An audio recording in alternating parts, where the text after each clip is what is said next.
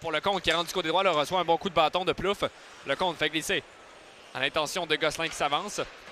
Gosselin derrière à Lefebvre. On ne peut récupérer disque. Attention, la rondelle perdue. Opportunité pour Hull qui chute. Il y aura pénalité, là, mais est-ce que ce sera tir de pénalité? Oui. Oui. Tir de pénalité. Comme quoi? Tir de pénalité. Il l'a bien vendu, l'arbitre là-dessus, Guillaume Labonté. Non, ouais, Xavier. Caché, hein? Oui, Xavier Labonté là, disait il savait qu'on s'enlignait vers un lancer de pénalité. Alors, Florent Hull va s'amener. Alors, je me tais. François, à ton tour de décrire cette séquence. Je comprends Yannick Jean qui n'est pas d'accord parce que de l'autre côté, il y avait Alexis Bernier qui était au même niveau là, que Hull. Donc, ce que Yannick Jean semble défendre, c'est qu'il n'était pas encore en échappé. Là. Il y avait un défenseur qui était encore possible de rattraper. Là. Xavier Labonté a semblé répondre que c'était assez kiff-kiff, 50-50, donc a opté pour appeler la pénalité. Bon. Donc, on va voir. C'est Hull qui récupère tranquillement la rondelle. S'en va vers le centre du côté droit. Il est au cercle. Quelquefois, il prend tout son temps. Hull, son tir bloqué par Raphaël Brincourt qui vient racheter là, la bévue. Mais Yannick Jean n'est toujours pas de bonne humeur. Il n'est pas d'accord, mais au final, son gardien, ça peut être un élément qui ramène une bonne confiance pour Raphaël Brincourt aussi. Oui, pendant que là, l'opérateur de la sirène de train a donné un but, est en forme. Oui, c'est ça. Donc, gros arrêt de Raphaël Brincourt, cela dit, l'arrêt du bâton. D'ailleurs, un bon arrêt. Patient. Quatrième trio là, du côté du Phoenix. Boulanza annule un dégagement. Il est rejoint là, par Hull. Donc, il y a des effectifs du quatrième trio et d'autres trios là, alors que Poirier a le disque. L'intérieur à Hull. Hull s'avance. Son tir dévié est bloqué par Brincourt. Le retour, attention, tir qui termine dans le fond du filet.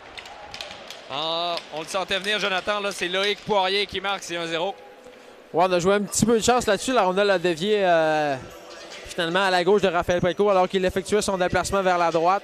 Puis c'est Poirier, un joueur du quatrième trio, comme tu l'as dit, Loïc, de son prénom, qui va marquer après un petit peu moins de 7 minutes de jeu. Oui, on a joué de chance chez le Phoenix, mais on l'a pas volé, ce but-là. C'est quand même mérité, là, au final. Ouais, non, beau jeu de Loïc Poirier qui a rapidement récupéré cette rondelle avec son patin avant de la ramener devant le filet parce qu'il était rendu à la hauteur de la ligne rouge. En période, Tremblay avec le disque, dégage en territoire des Saguenay. La rondelle s'en va derrière le filet de Précourt. Wang envoie Lefebvre. Lefebvre, une longue passe. Attention, le Guité part en échappé. Guité, son tir bloqué par Labbé. Il n'y aura pas de retour. Là. Phoenix, alors que Dubois va relancer l'attaque. Envoie en territoire ennemi. En territoire offensif, là, on n'en a pas gagné gros du côté de Saguenay. Attention, Bellemare. Une passe de l'autre côté pour Tremblay. Tremblay à la pointe droite. Un tir qui est dévié. Revient dans l'enclave. Le but.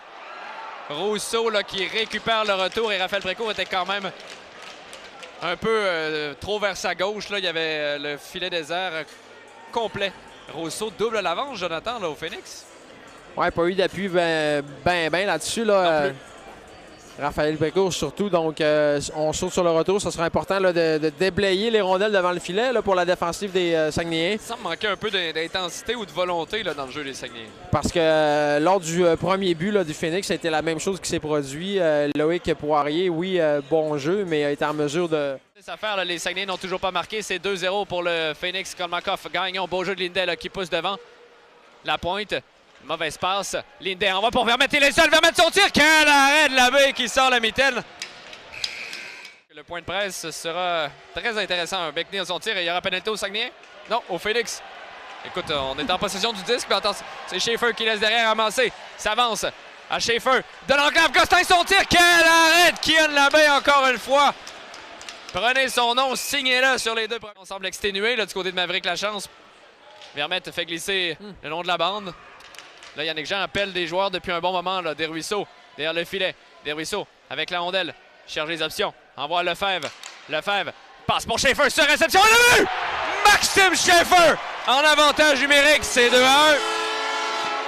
Un moment important ici qu'on prend en note. Les Saguenayens, cette vague d'avantage numérique. Je ne sais plus si on peut l'appeler la première ou la deuxième. Là, on a tellement joué que les effectifs, mais là-dessus, avec 25 secondes à faire à l'avantage numérique des Saguenayens, est-ce que Schaefer venait d'arriver dans l'action? Yannick Jean avait appelé Maverick Lachance. Beau travail de l'entraîneur là-dessus qui mérite une passe, d'appeler son joueur fatigué. Ouais, je crois qu'il avait remplacé Emmanuel Vermette. Enfin, ouais. C'est Vermette, effectivement, Lachance était devant le filet. Il est encore sur le jeu, alors un tir qui a de Labbé là-dessus.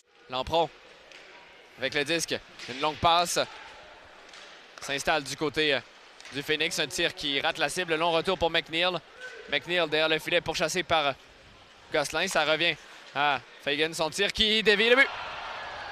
Je suis pas certain si cette rondelle a dévié, Jonathan. Il y avait de la circulation devant le filet, mais sur la séquence, Raphaël Précourt devait effectuer l'arrêt.